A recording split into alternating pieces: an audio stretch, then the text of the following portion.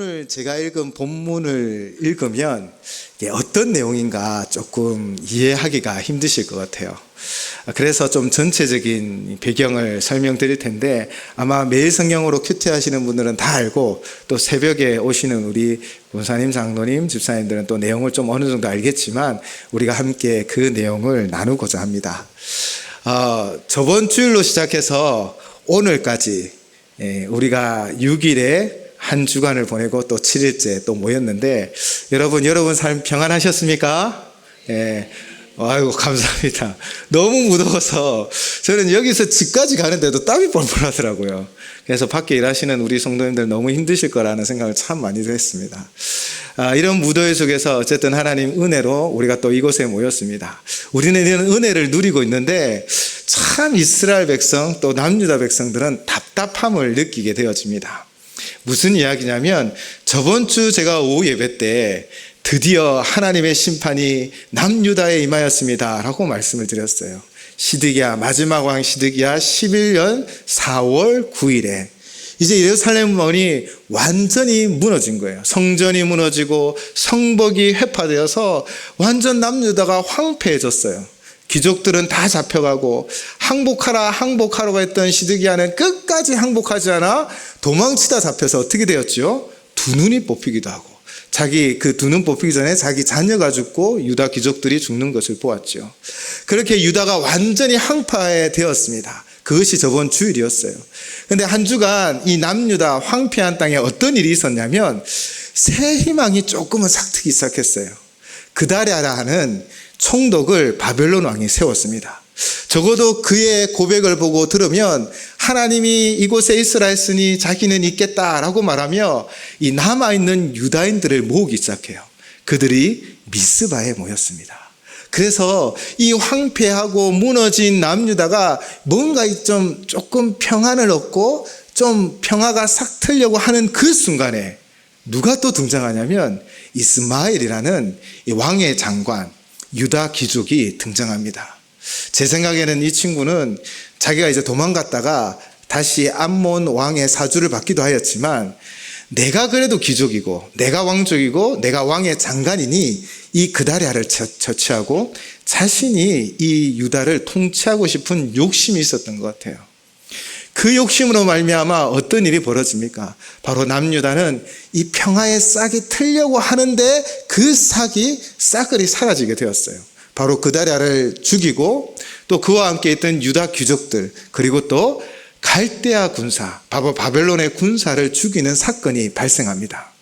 이 일로 인하여 어떤 일이 벌어졌냐면 이 일을 이제 알게 된 군지휘관 요하난이 이제 그가 이 이스마엘을 잡으려고 옵니다. 그리고 그와 만났을 때 이스마엘에게 사로잡혔던 모든 자들이 다 요하난에게 돌아오자 이스마엘은 도망치죠. 자기는 권세를 얻으려고 힘을 얻으려고 했지만 결국 도망자가 되었습니다. 그렇게 요하난, 그라다가 총독 그라다가 죽고 요하난이라는 이 군 지휘관이 이제 재정비를 하게 됐는데 이 요하난이 두려움에 사로잡히기 시작합니다. 지금 바벨론 왕이 세운 총독 그다랴가 죽임을 당했어요. 그리고 그와 함께 있던 바벨론 군사들이 죽으니 이 분명히 바벨론 왕이 화가 나서 우리를 치러 올 것이다 라는 두려움에 사로잡히기 시작합니다. 그래서 요하난이 선택한 것은 어디일까요? 바로 애굽으로 내려가려는 것입니다. 그런데 참 성경을 조금 읽어보시면 이 요하난이 먼저 예레미야에게 찾아와 부탁을 하는 일이 있습니다. 우리를 위해 기도해 주십시오. 그리고 하나님 말씀이 증거되어지면 제가 마음에 맞든 안 맞든 순종하겠습니다 라고 고백까지 합니다. 그렇게 예레미야에게 기도를 부탁하고 예레미야의 음성을 듣게 되어지죠. 예레미야를 통한 하나님 말씀을 듣게 되어집니다. 애굽으로 내려가려는 그에게 예레미야 42장 11절에서 하나님은 예레미야를 통해 말씀하시죠.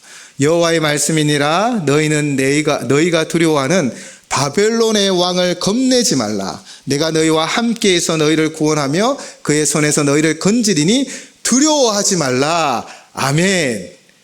아멘이 되시죠? 하나님이 말씀하셨어요. 두려워하지 마. 세계 최강 바벨론 왕일지라도 내가 너와 함께하고 너를 지키고 너를 보호하여서 지킬게. 다른 데 가지 말고 이 약속의 땅에 있어라 라고 말합니다. 이 정도 하면 하나님 말씀을 들어야 하는 게 당연한 것 아닐까요? 하나님의 심판을 보았잖아요. 남유다. 정말 하나님이 살아계셔서 심판하셨습니다. 그리고 또 남아있는 자들을 향한 예언도 하시고 예레미야도 살리고 에벤멜렉도 살렸습니다. 그런데 아하나는 어떻게 합니까? 그는 요하나입니다. 죄송합니다. 요하나는 남은 유대인들과 함께 하나님 말씀을 거부합니다. 그렇게 얘기합니다. 이건 하나님 말씀이 아니다. 우리를 애굽으로 내려가지 못하게 해서 바벨론에게 붙잡히게 하려는 거다라고 예레미야에게 말하면서 결국은 요하난과 남은 유대인들이 이 예레미야와 바룩까지 끌고 애굽으로 내려갑니다. 그 전에 이미 애굽으로 내려가면 너희가 심판받을 것이라고 분명히 경고하였음에도 불구하고 결국 그들은 내려가죠. 그리고 오늘 본문이 있는 15절 바로 윗절을 한번 보시면요. 예레미야 44장 13절에서 14절로 이렇게 분명히 선언하고 있습니다. 제가 봉독하겠습니다. 예레미야 44장 13절 14절입니다. 내가 예루살렘을 벌한 것 같이 애굽 땅에 사는 자들을 칼과 기근과 전염병으로 벌하리니 애굽 땅에 들어가서 거기에 머물러 살려는 유다의 남은 자 중에 피하거나 살아남아 소원대로 돌아와서 살고자 하여 유다 땅에 돌아올 자가 없을 것이라. 도망치는 자들 외에는 돌아올 자가 없으리라 하셨느니라. 아멘. 이미 애굽으로 내려간 상태에서 예레미야를 통하여 하나님 말씀하고 있습니다. 너희가 애굽으로 피한 것이 잘못된 거다. 하나님을 의지하고 하나님을 믿어야 함에도 불구하고 세상 보이는 힘을 의지한 것이 잘못되어 너희는 심판받을 것이다. 다시 한번 하나님 말씀하고 있지요. 오늘 이렇게 예레미야를 통해 하나님 계속해서 말씀하셨습니다. 하나님을 의지하고 신뢰해야 한다. 그러나 사람들은 보이는 세상의 힘을 의지하여 바벨론의 힘을 두려워하여 애굽으로 도망쳤지만 결국 그 애굽에서도 하나님의 심판이 있을 것을 말씀하셨지요. 그리고 또 예레미야가 지금 13절 14절로 말하였지만 애굽에 정착한 유대인들이 오늘 본문을 우리가 읽었던 것처럼 15절부터 19절까지 억지 주장을 하고 있습니다. 이들이 무엇이라고 말하였습니까? 하나님의 뜻을 듣고 싶어서 찾아왔던 자들은 이제는 대놓고 하늘 여왕을 분양하겠다라고 말합니다. 또 하늘 여왕에게 분양할 때는 분양하지 않은 것이 유다의 멸망이라고 말하기도 하죠. 더 이상 자신들은 하나님과 무관하고 하나님 백성이를 원치 않는다라는 정말 커밍아웃 수준까지 이야기하고 있습니다. 오늘 본문에서 말하는 하늘의 여왕은요, 고대 근동에서 가장 널리 숭배되는 신이었습니다. 왜냐하면 다산, 쾌락, 풍요의 신으로 알려져 있기 때문입니다.